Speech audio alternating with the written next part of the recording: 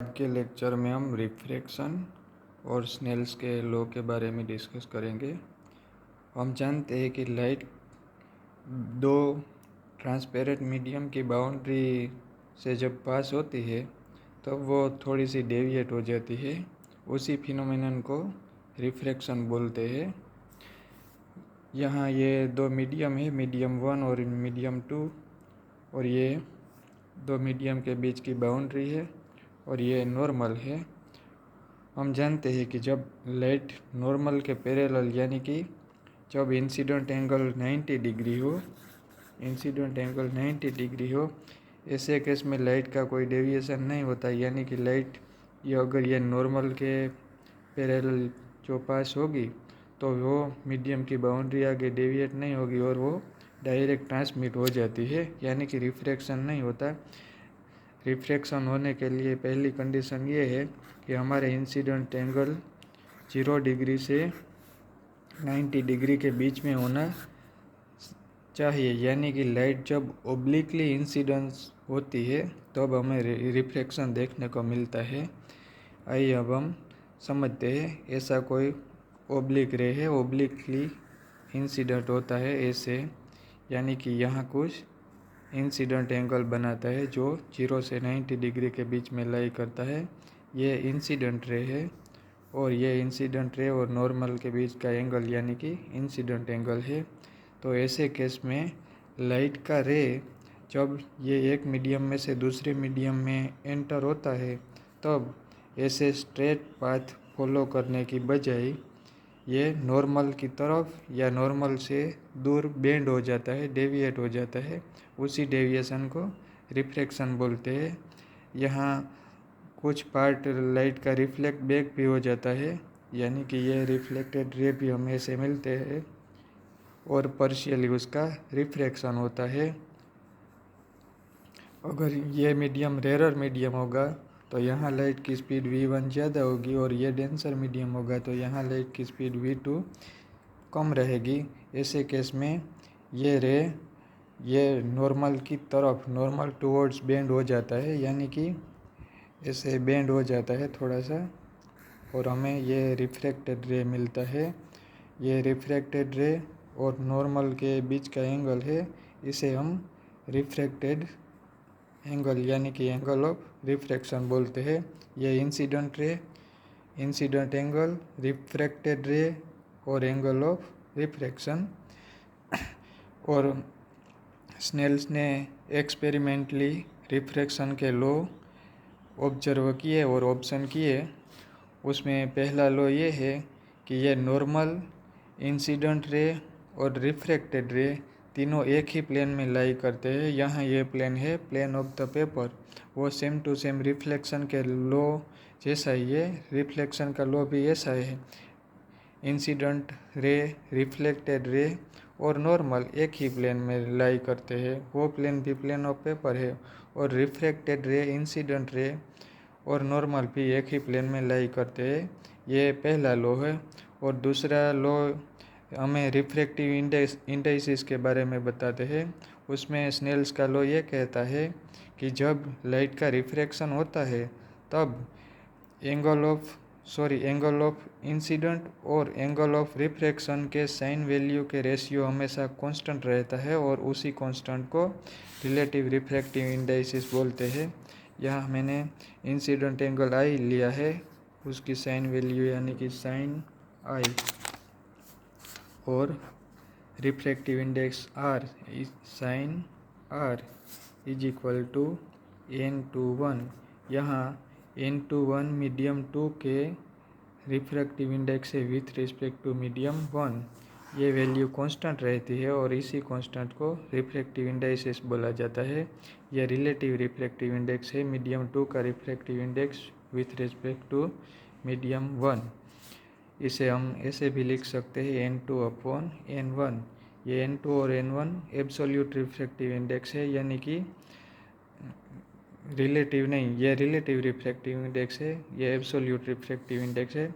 हम refractive index की definition के बारे में जानते हैं। Refractive index is equal to speed of light in vacuum in vacuum upon speed of light in medium, यानी कि लाइट की स्पीड का वैक्यूम से मीडियम का रेशियो को रिफ्रैक्टिव एब्सोल्यूट रिफ्रैक्टिव इंडेक्स बोला जाता है, यानी कि absolute refractive index n is equal to c upon we.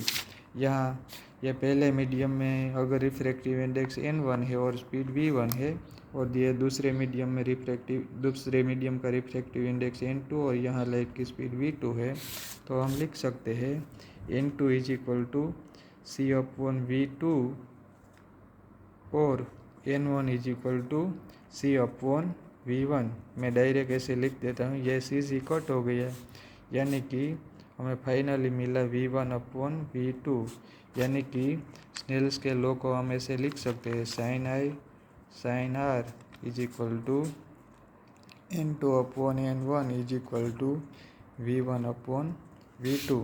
हम स्नेल्स के लॉ को ऐसे भी लिख सकते हैं n1 sine i is equal to n2 sine r। ये स्नेल्स का लॉ का मैथमेटिकल स्टेटमेंट है। और अब हम रिलेटिव रिफ्रैक्टिव इंडाइसिस के केस में ये भी लिख सकते हैं n12 is equal to n1 upon n2। इसका मतलब ये हुआ कि n21 is equal to 1 upon n12, यानी कि ये एक दूसरे के रेसिप्रोकल है। और जब लाइट एक मीडियम में से दूसरे मीडियम में एंटर होती है तब उसका डेविएशन इसकी यह कारण से होता है कि लाइट की स्पीड एक मीडियम में से दूसरे मीडियम में या तो इंक्रीज या डिक्रीज हो जाती है, और उसका आधार वो मीडियम रेयर है या डेंसर है उस पर होता है, यानी कि इसकी ऑप्टिकल डेंसिटी दूसरे मीडियम की कंपेयर में ज़्यादा है या कम है उस पर रहता है।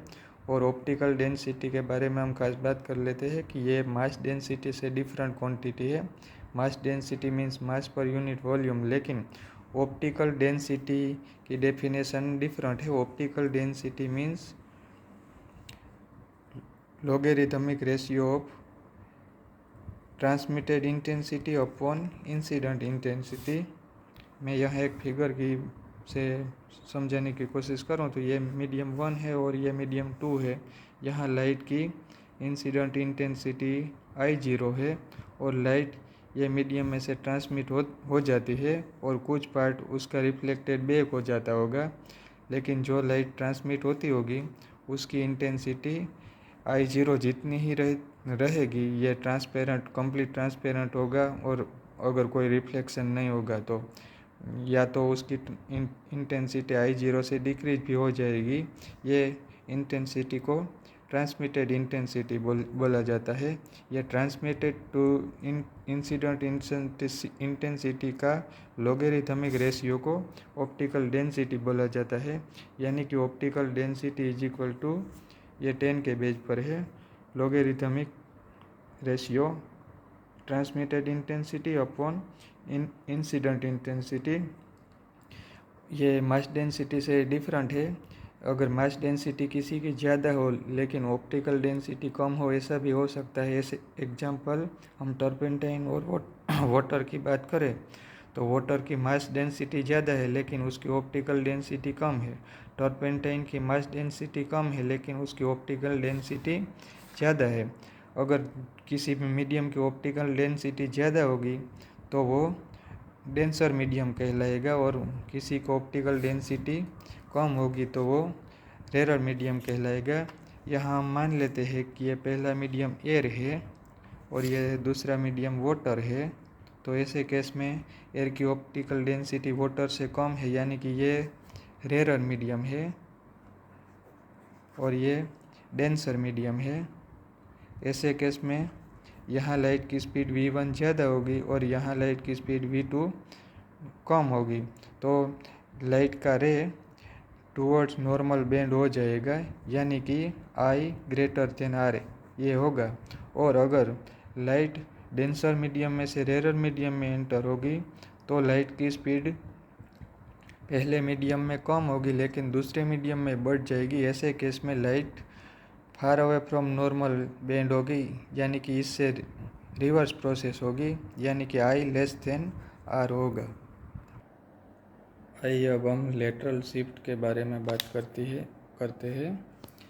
लेटरल शिफ्ट यानी कि लाइट का रे थोड़ा सा डिस्प्लेस हो जाता है, उसे लेटरल शिफ्ट बोलते हैं। ये समझने के लिए पहले तो हम आइसोट्रोपिक मीडियम के बारे में जान लेते हैं। आइसोट्रोपिक मीडियम यानी कि ऐसा मीडियम कि जिस मीडियम की सभी जगह प्रॉपर्टी सेम हो। यहाँ हमने एक ऐसा आइसोट्रोपिक मीडियम यानी कि ग्लास का रेक्टेंगुलर स्लैब लिया है, ABCD। ये रेक्टेंगुलर स्लैब है और ये आइसोट्रोपिक होना चाहिए, यानी कि उसकी प्रॉपर्टी यहाँ यहाँ यहाँ यहाँ सब जगह सेम होनी चाहिए। वरना ऐसा होगा कि यहाँ ये लाइट की रे का ज़्यादा या कम बेंडिंग करेगा और यहाँ भी ज़्यादा या डिफरेंट बेंडिंग करेगा, ऐसा नहीं चलेगा। इसलिए ये आइसोट्रोपिक होना चाहिए। और दूसरी खास बात ये कि लाइट का रे दो बार जहाँ रिफ्रैक्ट होता है, पहले यहाँ ये एडी साइड पर हमने जो फिगर ड्रॉ की है वो पहले यहाँ रिफ्रैक्ट होता है और बाद में यहाँ रिफ्रैक्ट होता है। जिन दो जगह पर रिफ्रैक्ट होता है वो दोनों साइड एक दूसरे को पैरेलल होनी चाहिए, यानी कि एक बार यहाँ रिफ्रैक्ट हो या और दूसरी बार यहाँ रिफ्रैक्ट हो तो हमें लेटरल शिफ्ट देखने को नहीं मिलती। लेटरल शिफ्ट देखने के लिए जो जो दो पॉइंट पर लाइट का रे रिफ्रैक्ट हो रहा है वो दोनों पॉइंट एक ही दोनों पैरेलल सरफेस पर लाई होना चाहिए। आइए अब हम देखते हैं। ये हमारा इंसिडेंट रे है, लाइट का इंसिडेंट रे जो ये सरफेस AD पर ये एंगल से इंसिडेंट हो रहा है। ये नॉर्मल है, पहली सरफेस पर ये नॉर्मल है। ये नॉर्मल और इंसिडेंट रे के बीच का एंगल है, उसे हम I1 बोल देते हैं। हम जानते हैं ये पहला मीडियम एयर है और ये ऑप्टिकली रेयर है कंपेयर टू ग्लास। ये दूसरा मीडियम है, ये पहला मीडियम है एयर, ये ग्लास है यानी कि ऑप्टिकली डेंसर मीडियम है। लाइट रेयर में से डेंसर मीडियम में एंटर हो रही है, इसलिए नॉर्मल की टूवर्ड्स बेंड हो जाएगी, यानी कि I1 से रिफ्रैक्टिव एंगल थोड़ा सा डिक्रीज होगा, यानी कि ये हमारा एंगल ऑफ रिफ्रैक्शन R1 है और R1 I1 से स्लाइटली डिक्रीज हो जाएगा। ये पहली बार ये पहला पॉइंट पर रिफ्रैक्शन हुआ, बाद में ये लाइट का रे इसी डायरेक्शन में यहाँ इंसिडेंट होता है। अब ये पहले पॉइंट के केस में तो रिफ्रैक्टेड रे होगा, लेकिन ये रिफ्रैक्टेड रे अब हमारे लिए ये दूसरे पॉइंट के लिए इंसिडेंट रे है। ये इंसिडेंट रे है और जो ये एंगल है ये नॉर्मल और इंसिडेंट रे, इसके बीच में जो ये एंगल है ये इंसिडेंट एंगल होगा I2। ये इंसिडेंट एंगल होगा I2। और अब लाइट का रे ग्लास में से एयर में एंटर हो रहा है, यानी कि ऑप्टिकली डेंसर मीडियम में से ऑप्टिकली रेयर मीडियम में एंटर हो रहा है, इसलिए वो नॉर्मल से फार अवे बेंड हो जाएगा, यानी कि ये I2 से रिफ्रैक्टेड एंगल बढ़ जाएगा, यानी इसको मैं R2 बोल देता हूँ। तो यहाँ I2 से R2 बढ़ जाएगा और ये देखा गया है। और ये हमने पहले ही बात की कि ये आइसोट्रोपिक मीडियम ही, यानी कि सभी जगह रिफ्रैक्शन सेम ही होता है, इसलिए यहाँ I1 जितना डिक्रीज हुआ था उतना ही यहाँ इंक्रीज होता है, इसलिए ये I1 = R2 सेम ही होता है, यानी कि रे यहाँ जितना नॉर्मल टूवर्ड्स बेंड हुआ था उतना ही नॉर्मल फार अवे यहाँ बेंड हो गया है। इसलिए अगर ये इंसिडेंट रे को ऐसे हम मान लेते हैं कि यहाँ ग्लास का स्लैब है ही नहीं और रिफ्रैक्शन होता ही नहीं, तो ये इंसिडेंट रे ये रूट पर ये पाथ पर डायरेक्ट पास हो जाता होगा ऐसे। लेकिन उसका 2 बार रिफ्रैक्शन हुआ है, यहाँ पहली बार और यहाँ दूसरी बार। ये दोनों बार रिफ्रैक्शन होने की वजह से ये रे फाइनली ऐसे रिफ्रैक्टेड रे निकलता है, यानी कि ये रियल में जो रे निकलता है ये रे थोड़ा सा लेटरली शिफ्ट हो जाता है, यानी कि अगर रिफ्रैक्शन होगा ही नहीं, ग्लास का स्लैब होगा ही नहीं, तो ये रे ऐसे होगा। लेकिन 2 बार रिफ्रैक्शन होने के कारण उसका थोड़ा सा डिस्प्लेसमेंट हो जाता है, बस उसी को लेटरल शिफ्ट बोलते हैं। यानी लेटरल शिफ्ट का सिंपल मीनिंग ये है कि ये जो इंसिडेंट रे है और ये जो फाइनल इमर्जेंट रे है, ये दोनों रे एक दूसरे को पैरेलल रहते हैं, यानी कि डेविएशन होता ही नहीं, लेकिन ये थोड़ा सा लीनियरली डिस्प्लेस हो जाता है, बस उसी को ही लेटरल शिफ्ट बोलते हैं। रिफ्रैक्शन की एक दूसरी इफ़ेक्ट ये भी है कि अगर कोई वाटर टैंक पानी से फिल्ड हो, तो ऐसी वाटर टैंक को अगर हम ओब्लिक इंसिडेंस से देखते हैं तो हमें ये टैंक की बॉटम थोड़ा सा रेज्ड हुआ हुआ दिखाई पड़ता है। ये हम समझने की कोशिश करते हैं। यहाँ कोई ऑब्जेक्ट है, या तो समझ लो कि ये वाटर का टैंक है, ये वाटर टैंक है, ये वाटर टैंक है और ये उसकी बॉटम सरफेस है, यानी कि ये उसका बॉटम या कह दो कि बॉटम पॉइंट ओ। अगर हम ये पॉइंट ओ को नॉर्मली देखते हैं ऐसे नॉर्मल एंगल से, यहाँ से हम देखते हैं, यानी कि ये ऑब्जर्वर है और यहाँ से हम ये पॉइंट ओ को देखते हैं, तो हम जानते हैं कि नॉर्मल इंसिडेंट एंगल के केस में कोई डेविएशन नहीं होगा, यानी कि रिफ्रैक्शन नहीं होगा, और हम ये रियल डेप्थ में ये रियल बॉटम देख सकते हैं और मान लेते हैं कि ये बॉटम की रियल डेप्थ h होगी, यानी कि हमें h डेप्थ पर यह बॉटम दिखाई पड़ती है। लेकिन अगर हम किसी ओब्लिक एंगल से ये बॉटम देखने की कोशिश करते हैं तो इसमें क्या होता है कि अगर हम ये पॉइंट से ये बॉटम को देखने की कोशिश करते हैं तो बॉटम में से जो रे आता हुआ होगा, ये रे इस डायरेक्शन में आता हुआ होगा, लेकिन यहाँ से ये रे डेंसर में से रेयर मीडियम में इंटर हो जाएगा।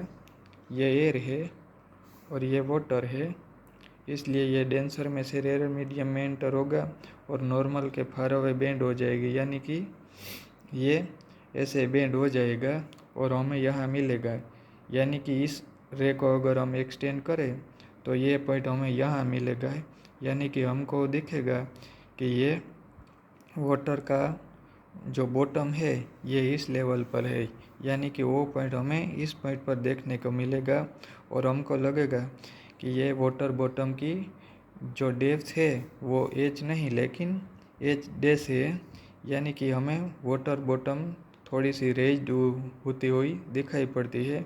और ये भी ऑब्जर्व किया गया है कि real depth upon apparent depth ये दोनों के रेशियो रिफ्रैक्टिव इंडेक्स के इक्वल होता है, यानी कि refractive index n is equal to real depth upon apparent depth. Refraction की वजह से हमें एटमॉस्फेयर में कई ब्यूटीफुल फिनोमिना देखने के मिलते हैं।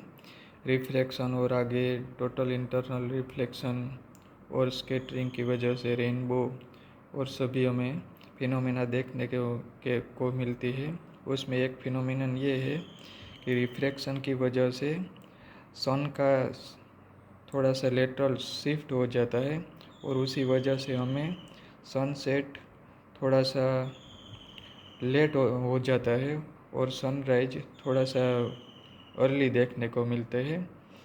ये हम समझने की कोशिश करते हैं। मैंने यहाँ एक सिंपल फिगर ड्रॉ की है और ये स्केल के अकॉर्डिंग नहीं है, यहाँ थोड़ी सी अर्थ लार्ज हो गई है और ये सन है और ये हमारी हॉरिजॉन्टल लाइन है, यानी कि ये हॉरिजॉन्टल लाइन है। और हम जानते हैं यहाँ हम अर्थ पर है और यहाँ ऑब्जर्वर, ये हॉरिजॉन्टल लाइन ये ऑब्जर्वर की हॉरिजॉन्टल लाइन है। और हम जानते हैं कि सनसेट या सनराइज का मीनिंग ये है कि जब ये हॉरिजॉन्टल लाइन को सन क्रॉस करेगा तब सनसेट या सनराइज होगा। अब सनराइज के बारे में बात करते हैं।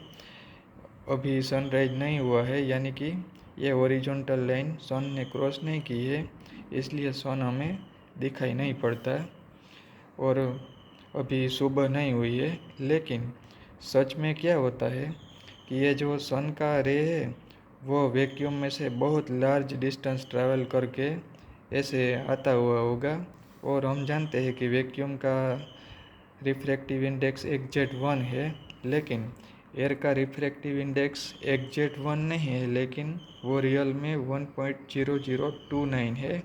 यानी कि वैक्यूम की कंपेयर में हमारे एटमॉस्फेयर की एयर थोड़ी सी डेंस है, यानी कि ये जो सन में से रे आता है वो रेरर में से डेंसर मीडियम है। ये वैक्यूम उनके लिए रेरर मीडियम है, लेकिन वो जब एटमॉस्फेयर में एंटर होता है तो वो डेंसर मीडियम में एंटर होता है।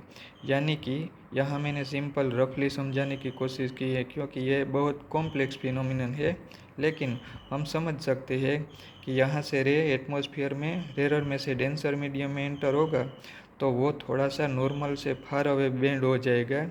यानी कि ये रे इस डायरेक्शन में जाना चाहिए, ये डायरेक्शन में जाना चाहिए और हमें सन दिखाई पड़ना नहीं चाहिए, लेकिन उसका थोड़ा सा डेविएशन हो जाता है और ये अप्रॉक्स हॉरिजॉन्टल लाइन के पैरेलल बन जाता है और हमारी आई में एंटर करता है और हमें सनराइज दिखाई पड़ता है। लेकिन रियल में तो सनराइज हुआ नहीं है, क्योंकि सन ने हॉरिजॉन्टल लाइन क्रॉस ही नहीं की। और ये पाया गया है, ये ऑब्जर्व किया गया है कि ये जो शिफ्ट होता है सन का, ये ऑलमोस्ट 0.5 डिग्री होता है और उससे हम टाइम की कैलकुलेशन कर सकते हैं। हम जानते हैं कि सन के 360 डिग्री शिफ्ट के लिए 24 आवर यानी कि 24 × 60 मीन्स 144 मिनट लगती है। यानी कि 360 डिग्री शिफ्ट के लिए 1440 मिनट लगती है, तो 0.5 डिग्री के लिए कितनी मिनट लगेगी ये हम सिंपली कैलकुलेट कर सकते हैं। 0.5 × 3, ये 0 कट 3 × 4, ये आएगा 2 मिनट।